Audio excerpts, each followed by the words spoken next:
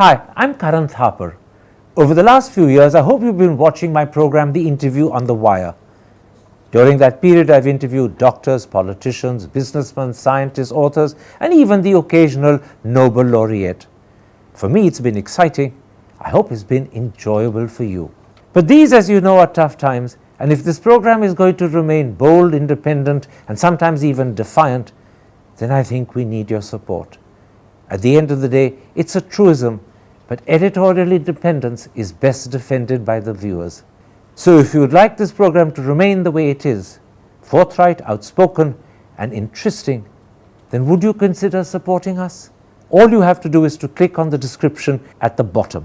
But more than anything else, I hope you will continue to watch the interview. Your viewership means an awful lot to me.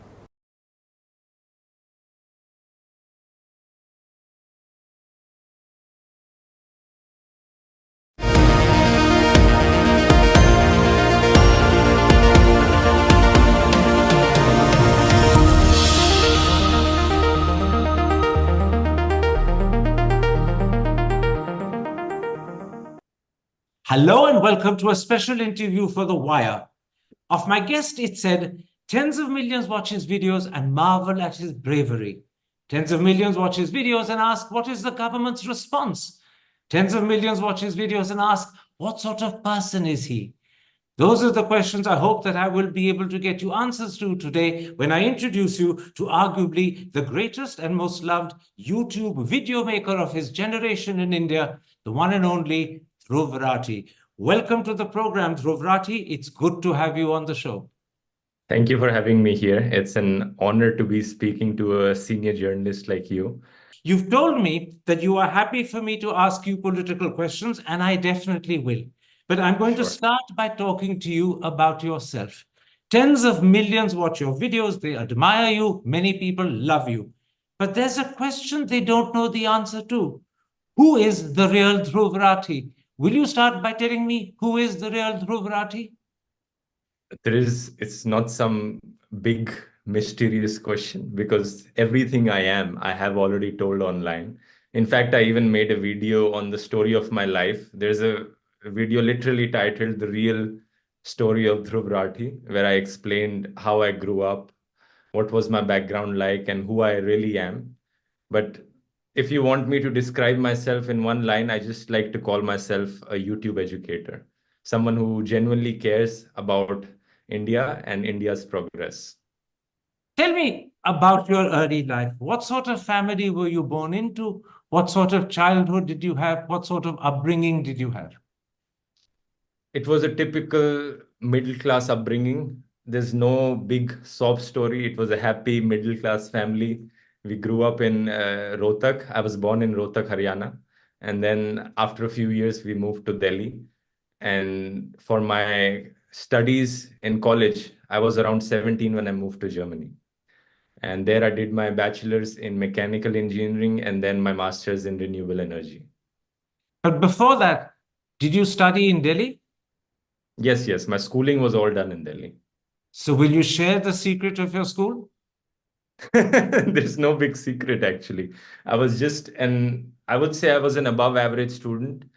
My focus was mostly on getting, 80% marks, which is just, वो कहते हैं ना कि बस parents satisfy हो जाए उतने marks लाने पर मेरा फोकस था। ये नहीं था कि मुझे टॉपर बनना है या कुछ करना है। और बोर्ड्स में भी मेरे ऐसे ही आए थे 85% के अराउंड 10th 12th में। और स्कूल में मैंने पीसीएम भी ली थी, फिजिक्स केमिस्ट्री मैथ्स बायोलॉजी। और उसके बाद जब इंजीनियरिंग करने का फैसला किया तो उसके पीछे भी कोई इतना बड़ा रीजनिंग नहीं थी। वो जो I have no shame in admitting कि what a lot of people say in India that if you don't know what you're going to do, first do engineering and then later decide. But are you seriously telling me that you did engineering because you couldn't make up your mind what else you wanted to do? Was it a sort of default choice? Yeah, that's true. Because most people, during my time or even nowadays have this perception. And the thing is, what can you expect a 17-year-old to know? एक 17 साल के लड़के से क्या expect कर सकते हो कि वो फ्यूचर का इतना बड़ा डिसीजन उसी पॉइंट पर ले ले। I think it's a bit unrealistic to expect कि कौन सा करियर पाथ मुझे चुनना है, मैं 17 साल की एज पर ही डिसाइड कर लूँ. As I did engineering, I thoroughly enjoyed the studies. I loved learning about different things. I was already interested in a bit of Lego and had made my small Lego robots. I talked about this in the video and showed some videos of that. So I definitely enjoyed the studies, but when I did my internship and it showed me what an engineer's job would be like, that was the point where I was like, okay, this is not something I want to do. I enjoyed the learning, but not the actual job part of it. And that's when I found YouTube and used it as a way of expressing my creativity and passion.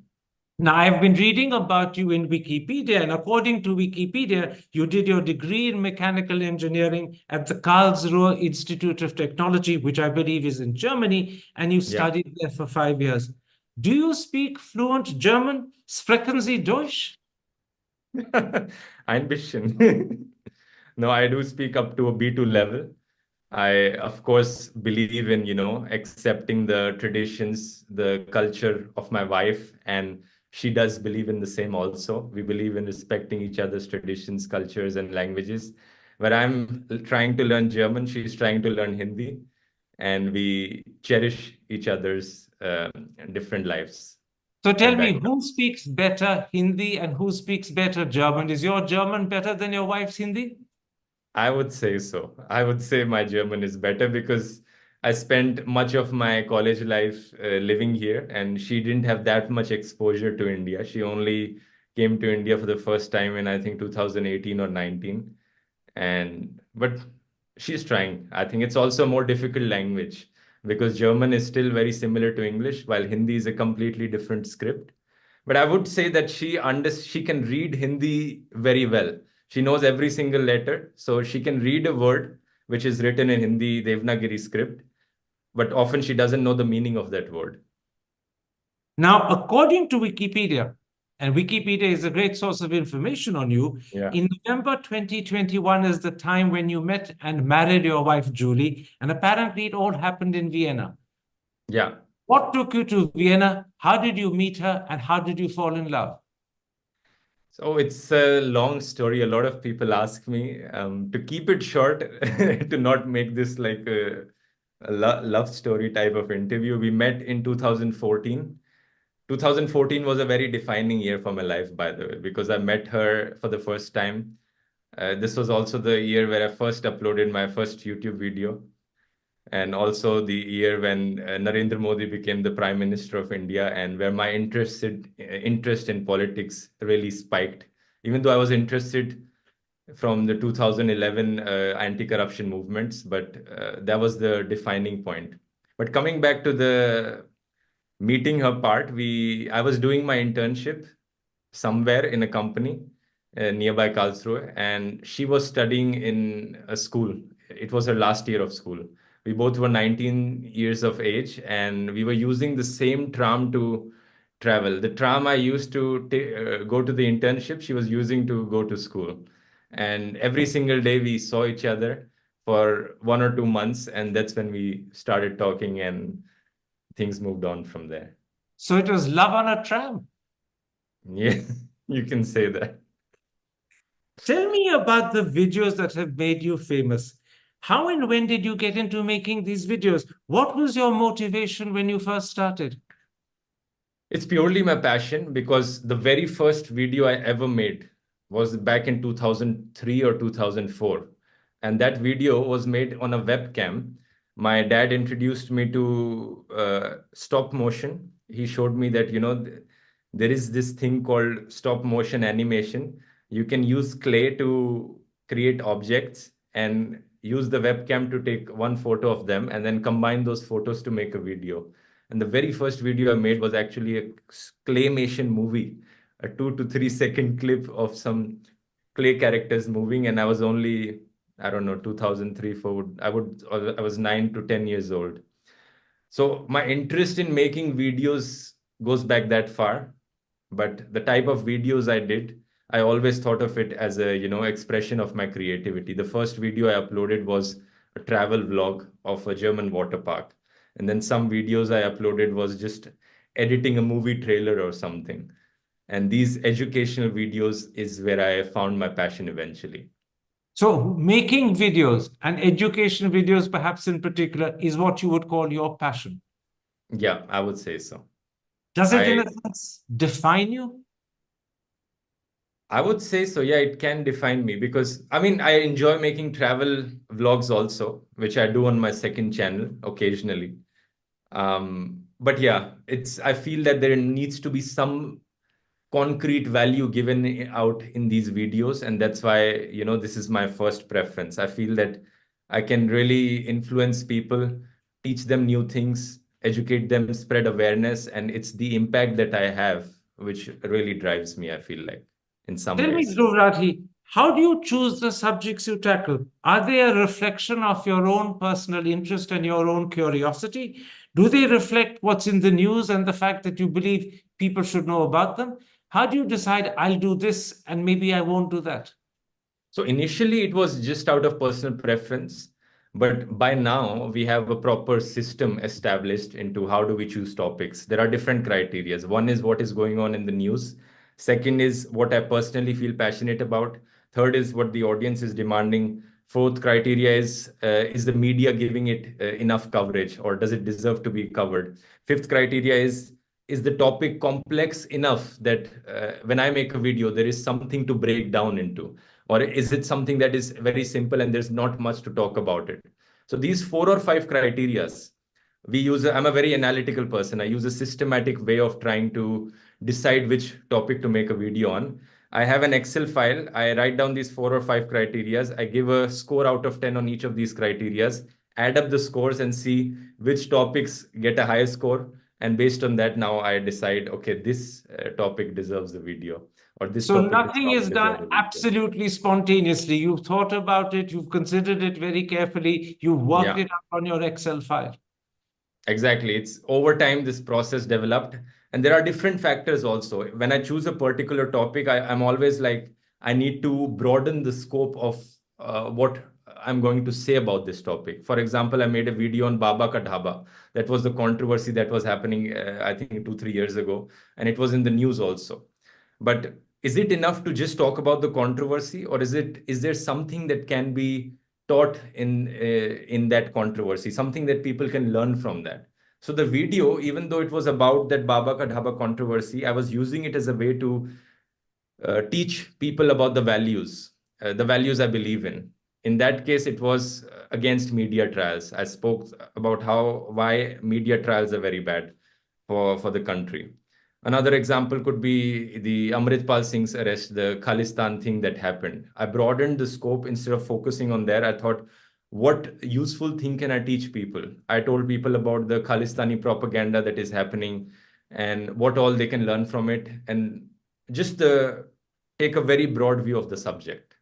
So, educating people, opening their eyes, broadening their horizon, that's an integral part of the videos you make. And in a sense, that is what gives you the real pleasure.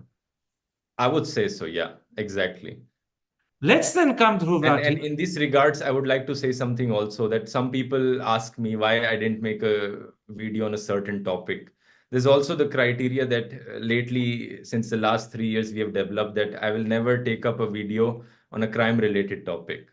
If there is a certain criminal incident that happened, some gang rape or murder, which is very unfortunate, but sometimes I do feel like speaking up, but I tend to avoid those topics because I don't want my channel to become a crime reporter type of news. And I want there to be something to be said about that topic. If there is nothing to say, if there is a crime that happened and I just have to, raise awareness on that. This is a question that comes very often कि आपने इस crime incident के ऊपर video क्यों नहीं बनाया, उस crime incident के ऊपर वीडियो क्यों नहीं बनाया? अब मेरा ये कहता हूँ कि मैं किसी क्राइम इंसिडेंट के ऊपर वीडियो नहीं बनाता. मैं समझ गया. There are three things in particular that strike the audience when they watch a Dhruv Rathi interview, when they watch one of your videos. Let's talk about each of those one to one. The first is the sheer power of your television anchoring and presentation. Are you self-taught, or is it a God-given talent? I'm very honored that you think it is a God-given talent, but it is absolutely not. Because all you have to do is see my old videos and compare them to my present videos. In fact, if you see, take a video from 2017, then see a video from 2018, 19, 20, 21, 22, you will see a slow progression of improvement that is happening in the style of speaking, in the way of presenting things, in the editing quality of the videos. Everything has improved like this. And that is what my focus is, continuous improvement. But I was a very, very bad speaker. Just take up a video from 2017 and you will see how I'm speaking. It's not at all engaging to hear me. It's not at all, um, I mean, I feel cringed seeing those videos, to be honest. In other words, you taught yourself how to do better with every video. Yeah, it's basically years and years of doing the same thing again and again, again and again. And that's how I have improved and reached to this level. Now, the second remarkable thing about your videos, and again, it becomes very apparent from the word go almost, is the detailed quality and the extensive nature of the research. Everything is meticulously found out. A lot of effort has been put into it. Do you do the research yourself, or do you have an expert crack team working with you? I used to do the research myself, but once again, the quality of the research when I did myself was pretty shoddy. And there were many mistakes in that. But to reach this level, of course, I need a team. And there is a team working on. We have more than 10 to 15 people, I would say, in the team, both in the production and the research department. And there is similar Excel files and criterias they need to follow to review the video, to review the scripts, the arguments presented in the script, the facts being presented in the scripts. Everything is meticulously thought of and evaluated if this is the way to do it or is there a better way to do it. And the third thing that strikes everyone when they watch a Dhruv video is the very high production values. You make excellent use of video clips, graphics, newspaper cuttings, even, to be honest, humor and satire. Once again, do you have an expert team of researchers, scriptwriters, directors working with you? Yeah, I mean, basically, yes. I don't call them directors, but that is the job that they're doing. We all think a lot exactly what clip should be put where, which newspaper clipping should be shown when, for how many seconds it should be shown. There are different standards we have decided that, okay, this is how exactly, even till from the font size to the exact colors that are being shown on the screen, everything has been planned before and decided, consciously thought of. Okay, this is how we are going to show it. This is for how many seconds we are going to show it. This is when my face would come on screen. This is when this sound effect would come. All of these things have been thought of. So Dhruv Rathi is the face the country sees on the screen, the face the audience has fallen in love with, but there is a team behind it. Yes, there is a team. With Team that, of 10 to 15 Indian researchers and editors, all working remotely. so your team is in India, you are separate in Europe. I do travel to India. India is my home. Europe is my second home. And my third home is the internet, I would say. You live between three worlds. Yes. And I often like to travel a lot also. With that in the background, let's come to some of the political issues that I want to raise with you. In the last month, you've done two separate videos with an astonishing combined viewership of nearly 50 million. That's huge. And they raise the question, is India a dictatorship? Your answer is that it is on the road to becoming one. So tell me, where does it fall short? What saves it from outright dictatorship? तो ये मैं हिंदी में बोलता हूँ। ये जैसा मैंने एक वीडियो में बताया था, डिक्टेटरशिप और डेमोक्रेसी कोई स्विच नहीं है कि एक स्विच ऑन किया और देश सडनली डेमोक्रेसी से डिक्टेटरशिप बन गया। ये एक स्पेक्ट्रम है। यहाँ पे बहुत सारी अलग अलग पॉइंट्स है जहां पर डिक्टेटरशिप और डेमोक्रेसी के बीच में, फुल डेमोक्रेसी और फुल डिक्टेटरशिप के बीच में। स्वीडन का जो वीडेम इंस्टीट्यूट है वो इंडिया को इलेक्टोरल ऑटोक्रेसी की कैटेगरी में डालता है, जो कि सिर्फ 2 कदम दूर है फुल डिक्टेटरशिप से। तो मोदी सरकार ने जो भी किया है पिछले कुछ सालों में, उसकी वजह से आज इंडिया की रेपुटेशन गिर गई है। दुनिया भर में इंडिया को अब इलेक्टोरल ऑटोक्रेसी कंसिडर किया जाता है। और जो कुछ हो रहा है, एक्चुअली जो भी कुछ मैंने वीडियोस में बताया है वो सेलेक्टिवली स्ट्रॉन्गेस्ट पॉइंट्स थे जो बताए थे, जो 20 मिनट में समराइज किए जा सकते हैं। लेकिन एक्चुअली में अगर मैं बताने लग गया तो यहाँ पे 1.5-2 घंटे का वीडियो बन जाएगा कि एग्जैक्टली क्या क्या हो रहा है, जो चीजें पॉइंट करती हैं इस चीज पर कि इंडिया डिक्टेटरशिप की ओर गिर रहा है और हमारी जो कंट्री है वो और बद से बदतर हालत में गिरती जा रही है सरकार के अंडर। फॉर एग्जाम्पल आप जर्नलिस्ट का लेकर देख लो। अभी मैं रिसर्च कर रहा था यहाँ पे, एक सामने मैंने रखी हुई है। 2014 और 2019 के बीच में एक रिपोर्ट ने बताया कि 198 अटैक्स हुए रिपोर्टर्स पर और 40 से ज्यादा जर्नलिस्ट मारे गए। 2021 की सीपीजे रिपोर्ट के अनुसार हाईएस्ट जर्नलिस्ट इंडिया में मारे गए दुनिया में। आरटीआई एक्टिविस्ट कितने मारे जाते हैं। ग्लोबल इम्प्यूनिटी इंडेक्स 2021 में इंडिया की ranking one of the worst बना दिया मोदी सरकार ने। ये तो जर्नलिस्ट और आरटीआई एक्टिविस्ट जो मारे जा रहे हैं, उसके बाद कितने जर्नलिस्ट ने अपने प्रोफेशंस को छोड़ दिया है। Ravish Kumar, Abhisar Sharma, Punya Prasun Vajpayee, including you even. आप मेन स्ट्रीम मीडिया पे जाकर खुलकर बोल भी नहीं सकते। जर्नलिस्ट को यहाँ पर दबाया जा रहा है, रिपोर्टर्स को दबाया जा रहा है, आरटीआई एक्टिविस्ट खुलकर कुछ नहीं कर सकते, ऊपर से जनता को भी दबाया जा रहा है। जनता अगर प्रोटेस्ट करती है तो ड्रोन का इस्तेमाल किया जाता है उन पर टीयर गैस बरसाने के लिए। लद्दाख में अगर कोई पीसफुली प्रोटेस्ट करे तो सेक्शन 144 इम्पोज कर दिया, इंटरनेट पर बैन लगा दिया। जनता को भी खुलकर नहीं बोलने दिया जा रहा है। और यहाँ 2023 की एक रिपोर्ट और है जो कहती है कि इंडिया 58% ग्लोबल इंटरनेट शटडाउन जो होते हैं दुनिया भर में, वो इंडिया में होते हैं। इंडिया को वर्ल्ड का इंटरनेट शटडाउन कैपिटल बना दिया मोदी सरकार ने। ये सब हो रहा है, इतना सब हो रहा है, मतलब देखो क्या क्या हो रहा है यहाँ पर। As you say, ये सब हो रहा है, and listening to your answer, the impression that's created in the mind of the audience is India sounds like a dictatorship. So let me repeat my original question. What saves us from outright dictatorship? Where do we fall short of being a complete dictatorship so that you say we are on the road to becoming one, but we haven't got there as yet? गुंजाइश किस चीज की रहती है? अभी कुछ लोग हैं जो अपनी आवाज उठा पा रहे हैं, और उन लोगों की वजह से we the people of India, ये मैंने अपने वीडियो में भी कहा था, जब तक हम लोग खड़े हैं आखिर में, तब तक इस देश को गिरने से कोई नहीं रोक सकता। जब So तक in other हम words, the people of India are the obstacle in the way to becoming a full dictatorship. हम ही हैं एग्जैक्टली जो प्रोसेस को रोक रहे हैं. Exactly If India is not a full dictatorship, is Modi a tanasha? ये एक बार फिर से वही चीज है कि ये एक स्पेक्ट्रम है, ये कोई स्विच नहीं है कि मोदी तानाशाह है या मोदी एक डेमोक्रेट है, बहुत अच्छा प्रधानमंत्री है। एक स्पेक्ट्रम है।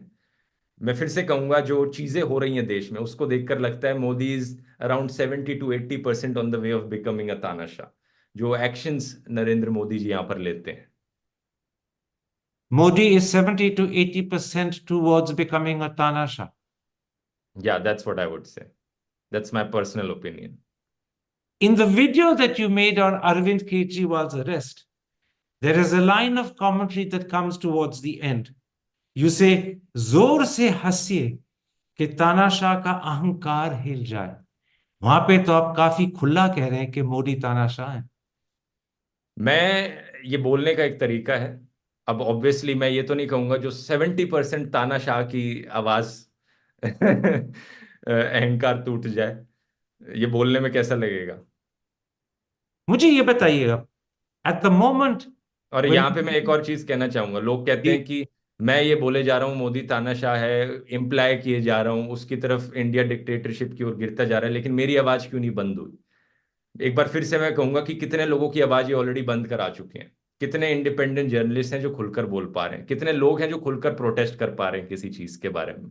कितने यूट्यूब चैनल्स हैं, अब तो पिछले 3 दिन पहले की खबर है ये, यूट्यूब चैनल्स को भी ये ब्लॉक कराने लग चुके हैं। बोलता हिंदुस्तान एक चैनल था, उससे उसे ब्लॉक करा दिया गया है। आज ही की खबर है, आर्टिकल 19 और एक है क्या था, नेशनल दस्तक, इन दोनों को ऑर्डर दिए जा चुके हैं ब्लॉक कराने के।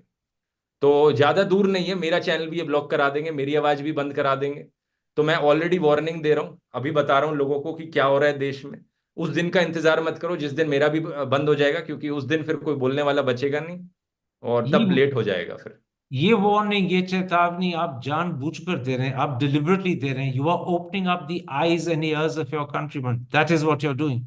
Exactly.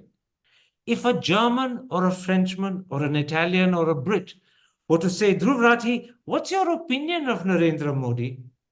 What would be your honest answer about the man? I would not tell them much. I would just tell them read your own newspapers from Singapore to Japan to USA to Germany. All the international media is not in the control of this government. So they are printing out what is happening. Just go and read the newspapers and make an opinion for yourself. But you're also saying that what is written about Modi in the New York Times, the London Times, the Guardian, what's said on BBC or CNN is correct. It's not misleading. It's all independent opinions. There is no correct. An opinion can't be correct or wrong. It's all opinions after all. And if there are some people are saying something, some are saying the other things, but at least in the international media, there is no pressure on them and they are able to speak freely. So just read a variety of opinions that are being published in the international media and make your opinion for yourself. The problem is, and you know this better than I do, that the impression and opinion of Modi that's conveyed in the international media is very different to what the country seems to think of him at home. The recent Pew survey suggests that over 75% of the Indian people admire him. More importantly, they like him. And yet, as you said, he's 70 to 80% a dictator. What does that tell us about the Indian people themselves? नहीं, ये जो surveys हैं, प्यू सर्वे जो आपने कहा, इस पे मैं ज्यादा ट्रस्ट नहीं करूंगा, क्योंकि if you take them at the face value, they can be highly misleading because the same survey suggests that I think Rahul Gandhi ko bhi 62 to 65% people admire in India. Same survey suggests that. And it all is a matter of perspective. आप ये सवाल कैसे करते हो लोगों से, और लोगों का असली ओपिनियन क्या है वो कुछ और हो सकता है, लेकिन वो निकल कर कैसे आता है. I'll do an example. Let's do an example. I'll do a small quiz with you. Do you like eating burgers, Karan? I love burgers. They're my favorite food.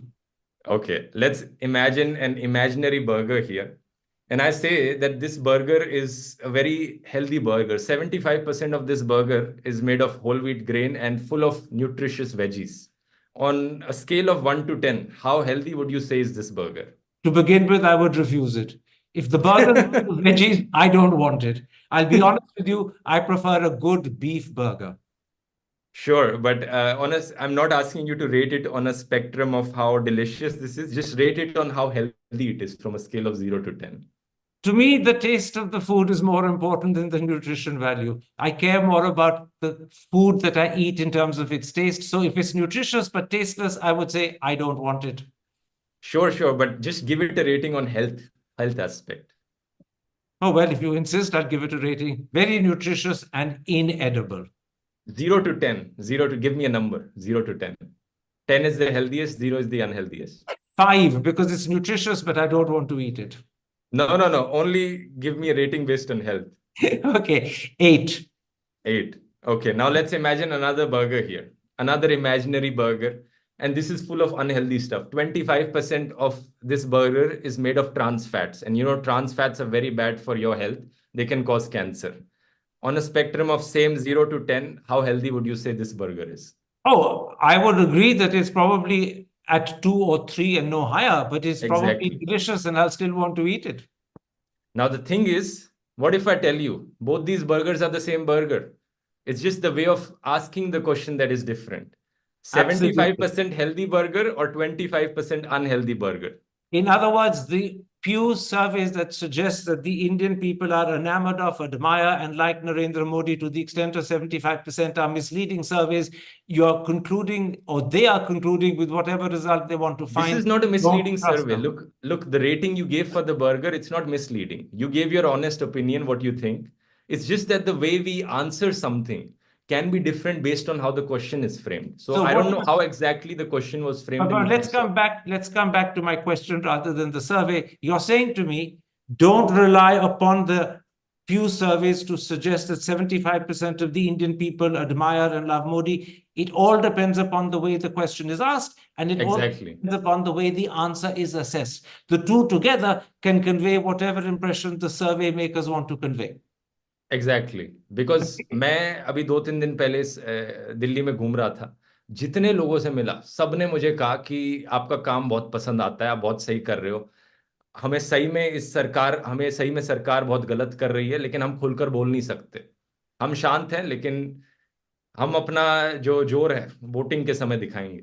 Let me on that take up another question. In your videos, You are sharply critical of the way governors, the Election Commission, the Enforcement Directorate, the CBI are misused by the government in power today. But each of these institutions are manned by individuals who have the choice of standing up and refusing to do what they consider to be wrong, but they don't. Why do people, particularly people who are in power, give in to Modi rather than stand up for the right thing?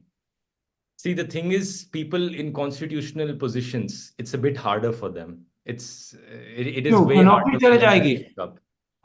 You're saying it's hard because नौकरी चले जाएगी? नौकरी चले जाएगी, family पर pressure बनाया जाएगा, बहुत सारी चीजें होती हैं। लेकिन एक आम जनता को ज्यादा कुछ नहीं करना, उन्हें ना अपनी जॉब की परवाह है, उन्हें बस अपना जो जोर दिखाना है वो वोटिंग करके दिखाना है।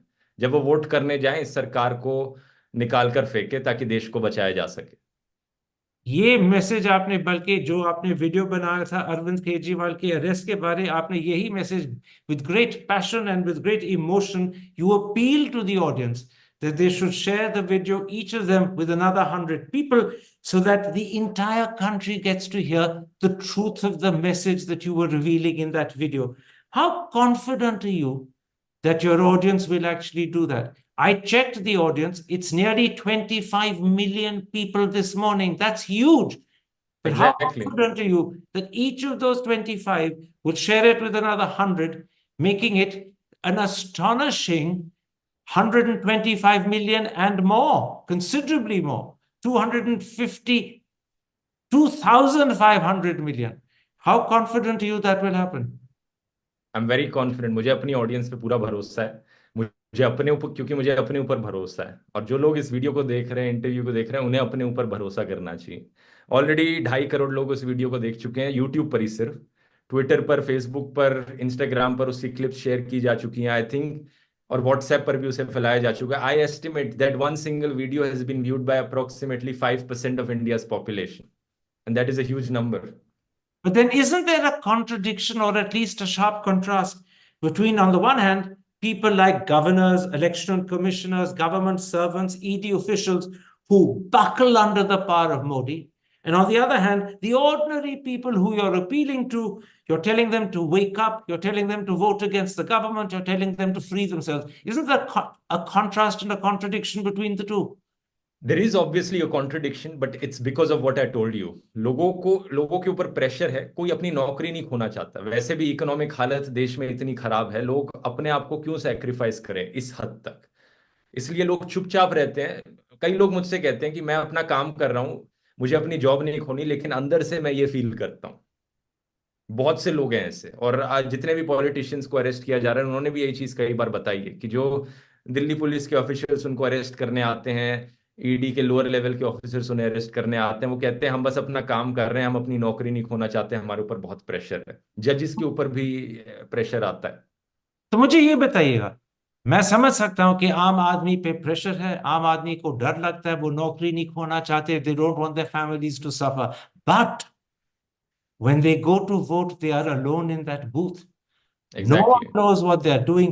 It's a completely secret vote. How confident are you that जब वो मौका आएगा, जब बिल्कुल अकेले उनको अपनी वोट पे बटन डालना पड़ेगा, that they will actually vote against this government, that they will remember what Dhruv Rathi has said, and Dhruv Rathi's message was कि जब वो मौका आएगा, make sure you vote against. How उन्हें confident बस ये are you चीज याद that will रखनी है happen? कि जब मैं वोट डालने जाऊं, अपने देश के लिए डालने जाऊं, देश के लोकतंत्र को बचाने के लिए, देश के पर्यावरण को बचाने के लिए, और देश के फ्यूचर को बचाने के लिए। ये है आपका मैसेज उनको, vote to save your country. Exactly. And saving your country means getting rid of this government, doesn't it?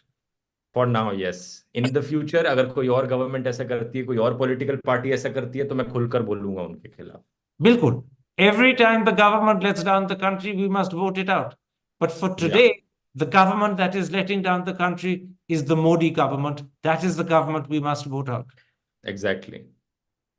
Then let me ask you, how do you view Arvind Kejriwal and Hemant Soren's arrest? How do you view the tax terrorism facing the Congress party? What does this tell us about the attitude of the Modi government to the opposition? Modi claims India is the mother of democracy. He probably sees himself as the creator of India's democracy. And yet, how do you view the way he treats chief ministers, the way he treats the Congress party? At this point मुझे बोलने की भी जरूरत नहीं है। हर रोज एक नई investigation अखबार में छपती है, जैसे अभी इंडियन एक्सप्रेस की इन्वेस्टिगेशन आई कि 25 ऑपोजिशन के पॉलिटिशियंस जो बीजेपी में शिफ्ट हुए हैं, उनके ऊपर करप्शन के आरोप थे। बीजेपी में शिफ्ट होने के बाद उनके ऊपर जो इन्वेस्टिगेशन हो रही थी उसे रोक दिया गया। ये जो बीजेपी की वॉशिंग मशीन है, इसके बारे में हर कोई बात किए जा रहा है। अरविंद केजरीवाल की जो अरेस्ट हुई, कोई मनी ट्रेल नहीं निकला, लेकिन एक इलेक्टोरल बॉन्ड का कनेक्शन जरूर निकला।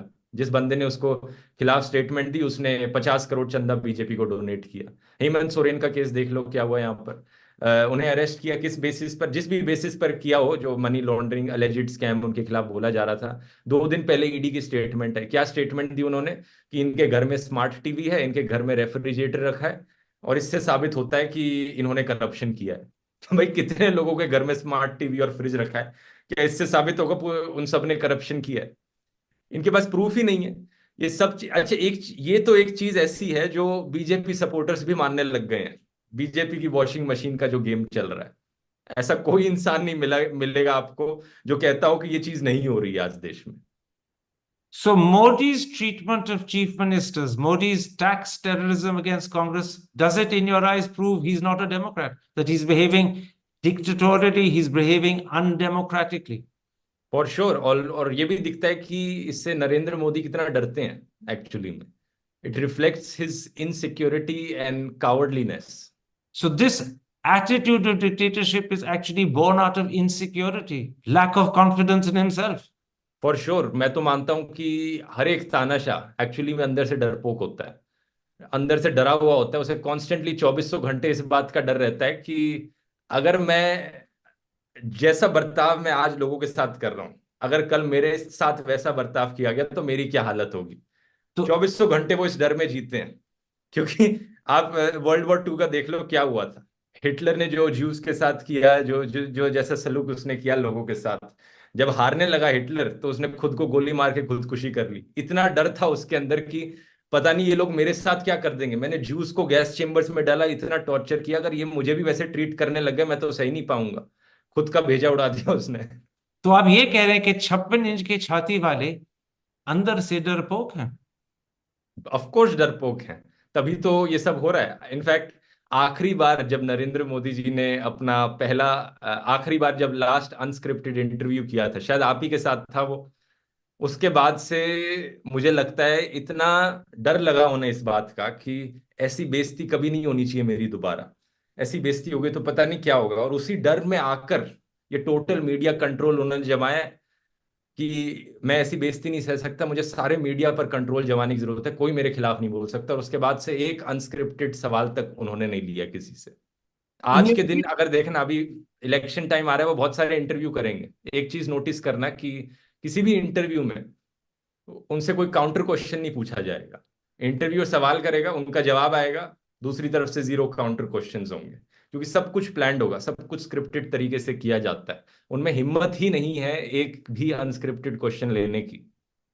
सो ये हमारे प्रधानमंत्री डरपोक हैं, बिना हिम्मत के हैं, बिना करेज और स्ट्रेंथ के हैं? ऑफ कोर्स है। उनकी वो जो ये कर रहे हैं उससे पता लग जाता है क्या हो रहा है।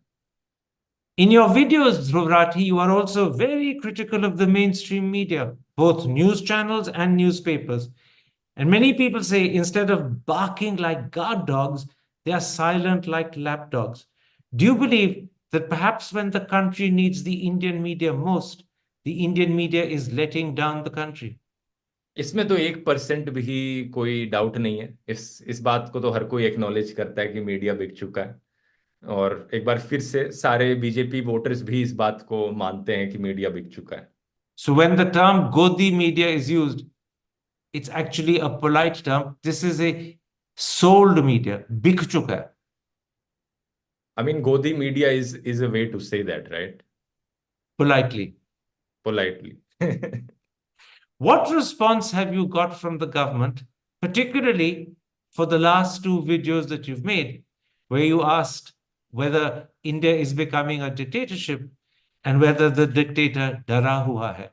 I know that the government won't like them, but have they ever tried to reach out to you? Have they ever tried to speak to you to win you over and convince you? No, they've never really tried to reach out to me officially, but एक incident मुझे याद आता है, unofficially कुछ महीने पहले उन्होंने reach out करने की कोशिश करी थी। एक्चुअली सरकार ने नहीं, एक, मैं नाम नहीं लूंगा, एक गोदी सेठ ने रीच आउट करने की कोशिश करी थी। और मैं नाम इसलिए नहीं लूंगा क्योंकि मेरे पास कोई सबूत नहीं है, वो एजेंसीज के थ्रू आते हैं हमेशा। तो मैं कोई ये नहीं कह सकता कि देखो इस एविडेंस दिखा के ये आया था सही में, लेकिन उसने मुझे कहा था, उस वक्त कोई कंट्रोवर्सी चल रही थी कि कोई रिपोर्ट निकली थी इस गोदी सेठ के खिलाफ, और मुझे एजेंसी ने रीच आउट किया कि ये आपको इतने पैसे देंगे, आप वीडियो बनाओ कि ये रिपोर्ट झूठी है, और ये गोदी सेठ हमारे कंट्री के प्रोग्रेस के लिए बात करता है, नेशन के लिए बात करता है। ऑब्वियसली मैंने उसे रिफ्यूज कर दिया, लेकिन बाद में मैंने अपने 2-3 यूट्यूबर दोस्तों से पूछा, उन्हें भी वही सेम रिक्वेस्ट आई हुई थी कि वीडियो बनाओ और गोदी सेठ की तारीफ करो। फिर मैंने एक गोदी यूट्यूबर को बाद में देखा, उसने सेम वीडियो बना रखा था वही पॉइंट्स यूज करके जो मुझे बोलने को कहे गए थे। अब ये नहीं पता कि मुझे उन्होंने पैसे लिए थे या नहीं, या वो फ्री में काम कर रहे थे, लेकिन ऐसे ऐसे चीजें होती हैं। और एक और इंसिडेंट मुझे याद आता है, अभी मेरे एक और यूट्यूबर दोस्त को एक सेंट्रल गवर्नमेंट के मिनिस्टर का ऑफर आया था कि इंटरव्यू कर ले वो उन्हें, तो पैसे देकर ऑब्वियसली, लेकिन कंडीशंस थी उसमें, दो बहुत बड़ी कंडीशंस थी। पहली कंडीशन ये थी कि जितने क्वेश्चंस पूछे जाएंगे आप क्वेश्चंस की लिस्ट पहले दोगे कि क्या क्या पूछा जाएगा, और दूसरी कंडीशन थी कि वीडियो तैयार होने के बाद आप हमें वीडियो दोगे, हम उसमें जैसे चीजें चाहें काटेंगे और फिर आप अपने चैनल पे अपलोड करोगे। ऑब्वियसली ये रिक्वेस्ट भी उसने मना कर दी, लेकिन आप देख सकते हो कि कुछ सेंट्रल गवर्नमेंट के मिनिस्टर्स यूट्यूबर्स को इंटरव्यू दे रहे हैं। और इसका मतलब है कि उन इंटरव्यू में एडिटिंग हो रही है। बिल्कुल एडिटिंग हो रही है, सभी कुछ जैसा गवर्नमेंट चाहती है वैसा ही। वो इंटरव्यू तो है ही नहीं, वो एक पीआर प्लेटफॉर्म है। They say, Dhruv Rathi, that this is a very vengeful and nasty government. Are you worried about what the government might do to you, either by revenge or retribution? देखो, मैं अपने ऊपर भरोसा करता हूँ, मैं जो कर रहा हूँ वो सही कर रहा हूँ, मैं देश के लिए कर रहा हूँ। इसलिए मुझे थोड़ा बहुत होता है कि ये क्या करेंगे क्या नहीं करेंगे, लेकिन मेरे पास टाइम नहीं है इसके बारे में सोचने का। सिचुएशन बहुत क्रिटिकल है, और मैंने सोचा कि अगर हर कोई इसी डर में रहकर अपनी आवाज नहीं उठाएगा तो फिर देश का कुछ नहीं हो पाएगा, हमें आवाज उठानी पड़ेगी। इसलिए मुझे ये बताइएगा, while you're out of the country, you're safe, but are you ever worried when you're back in India that you could be targeted? Are you worried about your family that lives in India that they could be targeted? थोड़ा सा तो रहता ही है कि obviously किसी ना किसी तरीके से ये टारगेट करने की कोशिश करेंगे ही, तो ऑफ कोर्स रहता है। लेकिन जैसा मैंने कहा कि मैंने अब ये पाथ ले लिया है तो मैं पीछे हटने वाला नहीं हूँ। बिल्कुल पीछे हटने वाले नहीं हैं आप। नहीं, अब या तो देख लेना क्या होगा आगे। अभी तो मैं फ्यूचर की इतनी सोचता नहीं हूँ, जो मुझे सही लगता है मैं वो कर रहा हूँ यहाँ पे। If Modi wins a third term, and perhaps with a sweeping majority, as many in India think is likely to happen, how do you see the next 5 years for India? अब देखो, मैं कोई एस्ट्रोलॉजर तो हूं नहीं कि मैं बताऊं कि प्रिडिक्ट कर सकूं कि अगले 5 साल में क्या होगा। बट आई कैन से कि अभी जो हो रहा है उसे देखकर आगे क्या होगा, I can make an opinion. My opinion is that कि आज देख लो मणिपुर में क्या हो रहा है। मणिपुर को पूरा खत्म कर दिया इन लोगों ने। लद्दाख किस खतरे में है, अगर ये तीसरी टर्म जीतते हैं तो लद्दाख को भी तबाह कर देंगे। लद्दाख की इकोलॉजी, लद्दाख का जो अपना कल्चर होता है वो तबाह कर दिया जाएगा। लक्षद्वीप के साथ यही हो रहा है, छत्तीसगढ़ में हसदेव के साथ क्या हो रहा है। जो भी देश का कल्चरल हेरिटेज है, हमारे देश का जो पर्यावरण है, देश की बायोडायवर्सिटी है, लोकतंत्र तो है ही, उसकी बात मैं आगे करता हूं, लेकिन देश का जो कल्चरल हेरिटेज और बायोडायवर्सिटी है, ये लोग उसको भी तबाह कर देंगे अपने पैसे के लालच में आकर। देश को टुकड़ों टुकड़ों में करके बेचा जाएगा इन गोदी सेठों के हाथों, और जनता की हालत ठीक नहीं होगी। और लोकतंत्र की जहां तक बात करी जाए, ये वन नेशन वन इलेक्शन लाने का प्लान कर रहे हैं, वो एक और बहुत ही स्टूपिड आइडिया है, जिसके पीछे इकलौता पर्पस ये है कि अपनी अकाउंटेबिलिटी कम कर सके। अभी क्या होता है, जैसी इलेक्शन आती है ये पेट्रोल प्राइसेस नीचे कर देते हैं लोगों को कन्विंस करने के लिए। अगर 5 सालों में सिर्फ एक ही इलेक्शन होगी तो वो भी नहीं इन्हें करना पड़ेगा, पेट्रोल प्राइस फिर 200 क्रॉस कर जाएगा। जो आपके बच्चों को एजुकेशन मिलती है सरकारी स्कूलों में, उनकी हालत बिल्कुल नीचे गिर जाएगी। आपको जबरदस्ती फोर्स किया जाएगा प्राइवेट स्कूल में अपने बच्चों को पढ़ाओ, वहां पे फीस बढ़ाई जाएगी क्योंकि ये उन कंपनी से चंदा लेकर अपना धंधा चलाएंगे। और हर छोटी से छोटी चीज में आपको ये चीज देखने को मिलेगी, महंगाई बढ़ जाएगी हर चीज में। अनएम्प्लॉयमेंट बढ़ती रहेगी, और अगर आप आवाज उठाने की कोशिश करोगे तो आपकी आवाज दबा दी जाएगी। कोई जरिया नहीं बचेगा प्रोटेस्ट करने का सरकार के हाथों, क्योंकि हम जैसे यूट्यूबर्स, हमारी भी आवाज खत्म कर दी जाएगी। और अगर कोई प्रोटेस्ट करने की सोचे तो वही टीयर गैस आ गई, कभी सेक्शन 144 इम्पोज कर दिया तो कभी इंटरनेट शट डाउन कर दिया। बेसिकली लोगों के हर एस्पेक्ट में लोगों का फ्रीडम खत्म करने की कोशिश की जाएगी, और जो देश है, देश को तो टुकड़ों टुकड़ों में बेचने की कोशिश करी जाएगी। Let me ask you one specific question. 14.3% of our population are Muslims. They are our brothers and sisters. They are fellow citizens. They amount to perhaps 200 million people. Yet this government publicly calls them Babar ki aulad. The chief minister of Uttar Pradesh taunts them by calling them Abba Jan. Ministers or MPs or MLAs from the BJP frequently tell them, go to Pakistan, forgetting that this is their home just as much as it is your home or mine. Even Dharma Sansads have been held in 2022 in Haridwar, where they were planning and talking publicly about a genocide and ethnic cleansing of Muslims, and the government had nothing to say. The Prime Minister was completely silent. We ये accuse them communal of polar love jihad. Does that upset you? Does that hurt you when you look back on the country you grew up in?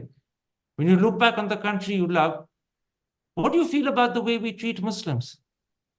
Of course, ये जो communal polarisation है, ये एक तरीका है उनका लोगों को एनरेज करने का और वोट मांगने का, अपनी पावर और पैसे को कंसोलिडेट करने का, ये और कुछ नहीं है। एक्चुअली में अगर जो हिंदू लोग हैं वो भी पीछे देखें क्या हो रहा है यहाँ पर, उन्हें भी दिखेगा कि यहाँ पर हिंदू मुस्लिम की बात ही नहीं है। ये सारा जो खेल खेला जा रहा है, देश को बेचने का खेल खेला जा रहा है, पूरी पावर कंसोलिडेट करने का, देश को डिक्टेटरशिप बनाने का खेल खेला जा रहा है। अभी इलेक्टोरल बॉन्ड्स के डेटा से हमें क्या पता चला, जो देश की टॉप बीफ कंपनी है उसने भी करोड़ों रुपए डोनेट किए बीजेपी को। बीफ कंपनीज बीजेपी को डोनेट कर रही हैं और ये फिर हिंदू बनने का नाटक करते हैं। ये सारा जो खेल है पीछे, ये सिर्फ पैसे का है और पावर का है, इसका किसी रिलीजन से कुछ लेना देना नहीं। और जो लोग सोचते हैं, जो हिंदू सोचते हैं कि सिर्फ मुसलमानों के साथ ये हो रहा है या मुस्लिम को ये सरकार दबा कर रख रही है, ऐसा कुछ भी नहीं है। यहां पर ये सरकार सिर्फ अपने पैसे और अपने पावर की चिंता करती है। Before I end, I want to return once again to a couple of questions about you personally.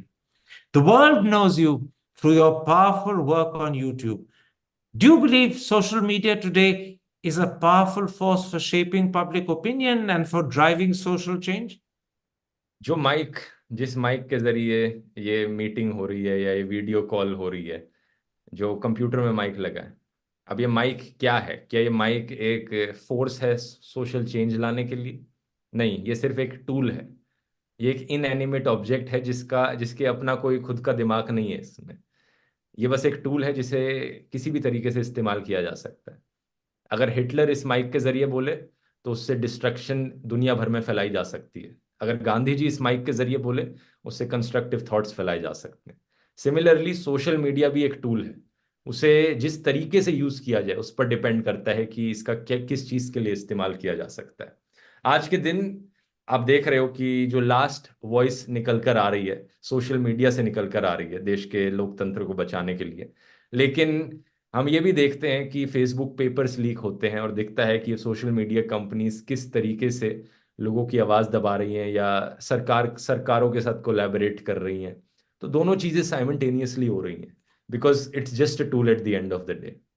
So, in other words, it's not the medium that matters, it's the person using the medium and what they're using it for, what their intention and purpose is. That's what. Exactly. As a result of the way you use the medium, as a result of the way you express yourself, you have a fan following that stretches into crores. Is it difficult to handle your celebrity status? Is it difficult to handle your fan following? No, nothing is such. But is it becoming a Thankfully, moral responsibility? Do you say to yourself, hang on, I need to be careful. There are crores watching and listening. I can't just be frivolous. that for sure, everything I say must be carefully thought of because there are crores of people listening, and nothing must be taken out of context and Nothing, everything I want to communicate must be communicated in the most simplest way possible and the most direct way possible. Of course, I have to be very, very conscious about this fact. You're still a young man. How do you see your future? What are your plans over the next 10, 15 years? कल कल मेरा YouTube channel ban हो सकता है, मुझे कल का भी नहीं पता, तो 10 to 15 years का मैं क्या बताऊंगा. So you're really saying you live day by day. I live day by day. Exactly. And the reason you live day by day is because you don't know what the authorities will do to your channel. It's Mr. Modi and the threat that he holds out potential that keeps you uncertain and unsure. Yes, but at the same time, I don't live in fear. I live a very happy, I smile, a very happy life. I smile and laugh, and I'm ready to take on any challenge that comes. I'm Would ready you to ever face the next big adventure. would you ever consider joining politics?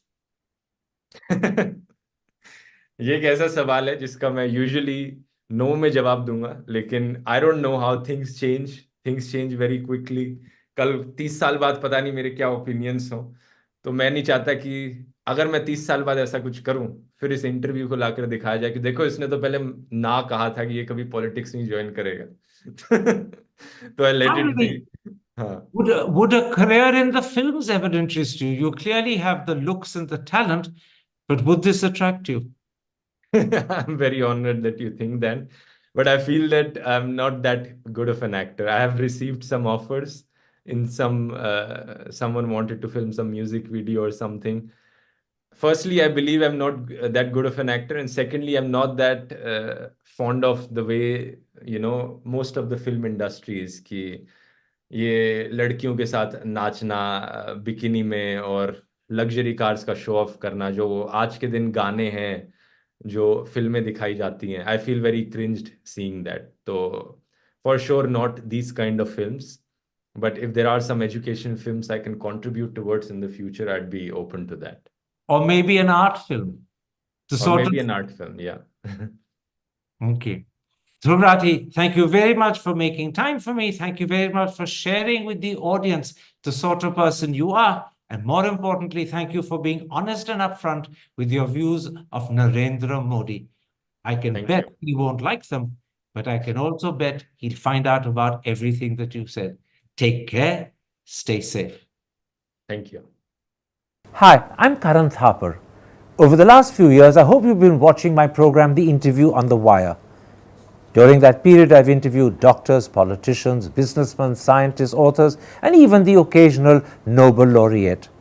For me, it's been exciting. I hope it's been enjoyable for you. But these, as you know, are tough times, and if this program is going to remain bold, independent, and sometimes even defiant, then I think we need your support. At the end of the day, it's a truism, but editorial independence is best defended by the viewers. So if you would like this program to remain the way it is, forthright, outspoken, and interesting, then would you consider supporting us? All you have to do is to click on the description at the bottom. But more than anything else, I hope you will continue to watch the interview. Your viewership means an awful lot to me.